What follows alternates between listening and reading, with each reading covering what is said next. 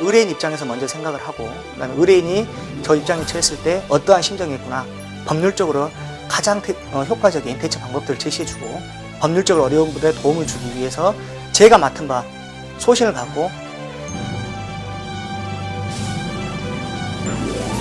사실 그 소신이라고 뭐 거창하게 이야기하는 것보다도 저는 항상 이 업무를 하면서 제 사무실 와서 저에게 사건을 의뢰하시는 분들에 대해서 항상 정직한 자세로, 그다음에 사건을 처리함에 있어서는 제 입장보다는 그 의뢰인의 입장에서 정직하게, 성실하게 의뢰인들이라든지 법률적 조언이 필요한 사람들에 대해서 도움을 줄 수 있는 그런 변호사가 되고 싶습니다.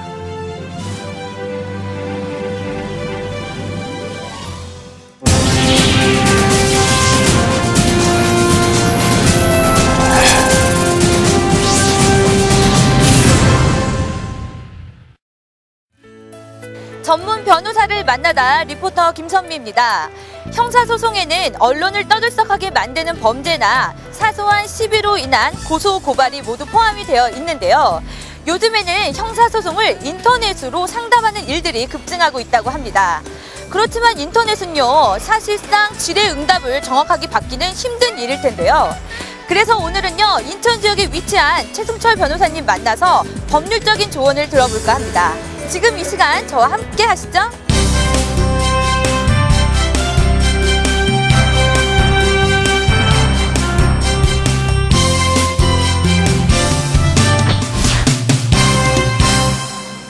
네, 최승철 변호사님 만나 뵙고 이야기 나눠보겠습니다. 안녕하세요. 네, 안녕하세요. 네, 반갑습니다. 네, 반갑습니다. 네, 이곳 인천에 터를 잡으시고 여러 가지 다양한 법률적 분쟁을 해결하고 계시는데요.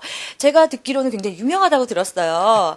네, 최승철 법률사무소에 대해서 굉장히 궁금한데 소개를 좀 부탁드릴게요. 네, 현재 제가 운영하고 있는 법률사무소는 인천 남구 하객동에 있는 인천지방법원 바로 맞은편에 위치하고 있으며, 민사, 형사, 가사, 행정사건 등 전반적인 법률 분쟁에 대한 상담과 소송이 이루어지고 있습니다. 그 중에서도 형사소송을 주로 많이 다루고 있는데요. 그 이유는 다른 사건과 달리 형사사건의 경우는 생리적으로 인간이 갖는 신체의 자유를 제한할 수 있는 인신 구속의 문제와 직접 관련이 되어 있는데요. 그래서 더욱 관심과 열의를 가지고 사건을 처리하고 분석하다 보니 자연스럽게 이쪽 분야에 더 많은 일들을 다루게 된 것 같습니다. 특히 최근에는 많은 분들이 온라인을 통해, 예를 들어 지식인 같은 포털 사이트 서비스 같은 것을 통해 법률적 문의를 하시는 경우가 많은데요. 미력 하나마 충실한 답변을 드리고 있습니다. 물론 전화나 면담으로도 상담이 이루어집니다. 네, 말씀하신 대로 다양한 방법으로 법률적 궁금증을 해결해 주시고 계시는데요. 의뢰인과의 소통을 중요시 생각한다고 들었어요. 네, 본격적으로 형사소송에 대해서 알아볼 텐데요. 어떤 종류가 있고 또 형사소송은 어떤 절차를 걸치게 되는지 좀 소개를 부탁드릴게요. 네, 먼저 형사소송 절차를 통해 국가형벌권이 발동하여 범법자를 처벌하기 위해서는 어떤 행위가 범죄가 되고 그러한 범죄 행위를 저지른 경우 어떤 형벌에 처한다는 성문의 법률이 범법자의 행위 시 이전에 존재하고 있어야 하는데요. 이러한 내용을 규율하고 있는 법률들을 통칭하여 넓은 의미에서의 형벌이라고 합니다. 여기에는 일반법인 대한민국 형법뿐만 아니고 특별법으로서 도로교통법, 식품위생법, 폭력행위 등 처벌에 관한 법률 등도 모두 포함된다고 할 것입니다. 그리고 형사사건이라 함은 수사기관이 이러한 형법상의 각 규정을 위반하는 자들에 대해 범죄 인지를 함으로써 형사 입건이 된 사건을 말하는데요. 이렇게 형사사건화되는 경위를 보면 고소고발에 의하여 형사 입건되는 고소고발 사건과 언론보도, 투서, 풍문 등을 통해 수사기관 스스로 범죄를 인지하는 인지사건으로 나누어 볼 수 있을 것입니다. 형사사건의 절차는 크게 수사단계, 공판단계, 집행단계를 거치게 되는데요.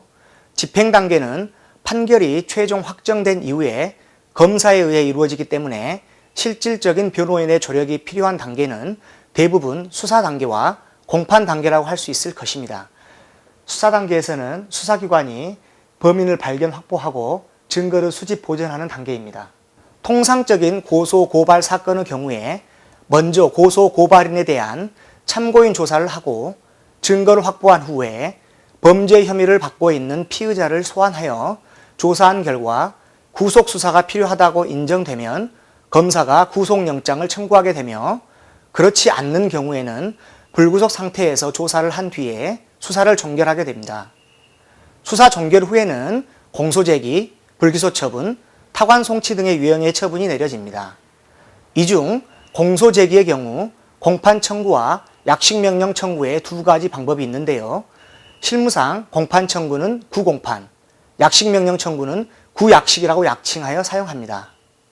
그리고 공소제기가 된 이후부터 판결이 확정되는 단계가 공판 단계라고 할 수 있으며 여기서는 법원이 주체가 되어 공판 절차를 진행하면서 과연 피고인에게 합리적인 의심의 여지가 없이 범죄 행위를 인정할 수 있는지를 심리하며 그 결과 범죄가 인정되면 유죄 판결을, 그렇지 않을 경우 무죄 등의 판결을 선고하게 됩니다.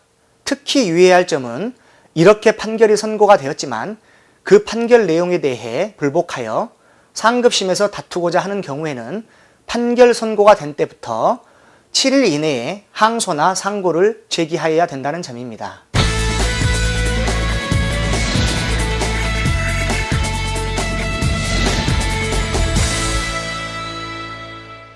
네, 일반적으로요, 형사소송하면요, 범죄자들에게만 해당되는 것이 아닌가, 이런 생각이 들거든요. 의외로 작은 일들이 고소고발로 이루어져서 형사소송으로 이어지는 경우가 있다고 제가 들었거든요. 변호사님께서 이렇게 담당하셨던 사건들 중에서 이런 사건들이 있었다고 제가 들었는데 몇 가지 사례를 좀 부탁을 드릴게요. 네, 정상적으로 생활하는 일반 사람들은 평소에 자신은 법과 무관한 사람이다 라고 생각하며 자신은 절대로 범죄를 저지르지 않을 것이라 생각하면서 생활하는 분들이 의외로 많습니다. 그러나 사회생활을 하는 사람이라면 누구나 범죄 행위를 저지를 수 있는 잠재성을 가지고 있다고 보는 것이 오히려 더 정확할 것입니다. 실제로 제가 담당했던 사건 중 기억나는 사건이 몇 가지 있는데요. 그 중에서 한 사례를 소개하면 전과도 전혀 없는 정말 평범한 회사원 A씨가 주말에 술집에서 친구들과 어울려 술을 마시고 있었습니다. 이때 옆 테이블에서 술을 마시던 사람인 B씨는 술에 취해 자신의 화풀이를 위해 괜히 A씨에게 시비를 걸었고 이러한 계속되는 시비를 참지 못한 A씨가 그만 B씨를 폭행하였던 사건인데요. 이 사건의 경우 경위를 들여다보면 가해자를 처벌하는 것이 억울하다 싶을 정도였지만 결국 폭행을 하는 과정에서 위험한 물건을 사용한 사실로 인해 처벌을 받았던 사례입니다. 그러니 이처럼 정상적으로 사회생활을 하더라도 예측 불허의 상황에서 누구든 형사사건에 휘말릴 수 있다는 점을 항상 염두에 둬야 할 것입니다. 네, 말씀하신 것처럼 이렇게 일상생활에서도 예기치 않은 상황에 형사소송이 이루어지는 경우가 있다고 들었는데요. 법률 전문가로서 형사소송의 대처법에 가장 중요한 것은 무엇인지 설명을 좀 부탁드릴게요. 의학에서도 예방의학이라는 것이 있어서 어떠한 병적 징후가 나타나기 전에 미리 이에 대처하고 감지하여 병의 발생을 예방하듯이 형사소송에서도 어떠한 형사사건이 발생하여 문제가 될 경우에는 주저하지 말고 법률 전문가에게 문의하여 정확한 사실관계를 알려서 어떻게 대처해야 할지 먼저 결정한 후에 그에 합당한 조치를 취하는 것이 가장 중요하다고 생각됩니다. 예컨대 형사사건의 피해자의 입장에서는 피해 사실을 입증할 수 있는 인적, 물적 증거 자료 등을 확보하는 것이 무엇보다도 중요할 텐데요. 그 증거 자료를 확보하는 방법이라든지 확보를 함에 있어서 다른 범법 행위의 가능성은 없는지, 그리고 그러한 방법이 현실적으로 가능한 것인지 여부 등에 대해서 법률 전문가의 도움을 얻어 고소 여부를 결정하면 될 것입니다. 반면 범죄 혐의를 받는 피의자의 입장에서는 피해자의 주장이 사실관계에 부합하는 것인지, 피의자의 범죄 성립을 조각하는 사유가 존재하는지, 구속이 될 수 있는 것인지, 구속이 된다면 어떻게 조치를 취해야 하는지, 피의자에 대한 정상 참작 사유는 존재하는지, 또 수사기관에서는 어떻게 진술을 해야 하는 것인지 여부 등에 대해 법률 전문가의 도움이 필요할 것입니다. 덧붙여서 종종 범죄 행위를 저지른 후에 나는 그런 행위를 처벌하는 법률이 있는지 몰랐다고 항변하는 사람들을 볼 수 있는데요. 이러한 법률의 무지는 법에서는 용서받지 못하기 때문에 사건이 발생되면 무엇보다도 우선되어야 하는 것은 법률 전문가와의 상담을 통한 빠른 대처일 것입니다. 네, 형사 사건과 관련이 되면 범죄자로 전락되는 것이 아닌가 이렇게 고민하시는 분들이 많거든요. 어쩔 수 없이 유죄 판결을 받을 경우에는 전과가 남는데요. 사회적 불이익을 피할 수는 없을 것 같습니다. 이에 따른 구제 방법은 뭐가 있을까요? 네, 말씀하신 것처럼 많은 분들이 전과에 대한 부분을 굉장히 많이 염려하십니다. 전과란 해당 범죄 이전에 죄를 범하여 재판에 의해 확정된 형벌의 전력을 가리키는 말인데요. 재판 결과 유죄가 인정돼 벌금형 이상의 형을 선고받으면 전과 기록이 남게 됩니다. 그러나 그렇다 할지라도 일정한 조건이 갖춰지면 말소될 수 있습니다. 먼저 형법 제81조에 의하면 징역 또는 금고의 집행을 종료하거나 집행이 면제된 자가 피해자의 손해를 보상하고 자격정지 이상의 형을 받음이 없이 7년이 경과하면 본인 또는 검사의 신청에 의하여 그 재판의 실효를 선고할 수 있습니다. 또한 형의 실효 등에 관한 법률 제7조 및 제8조에 의하면 피해 보상을 하지 않고 본인이나 검사의 신청이 없더라도 일정한 기간의 경과, 즉 3년을 초과하는 징역이나 금고의 경우 10년, 3년 미만의 징역이나 금고의 경우 5년, 벌금의 경우는 2년이 지나면 형이 실효되는 것으로 보아 전과 기록에 해당하는 수형인 명부에서의 해당 난의 삭제와 수형인 명표를 폐기하도록 규정하고 있습니다.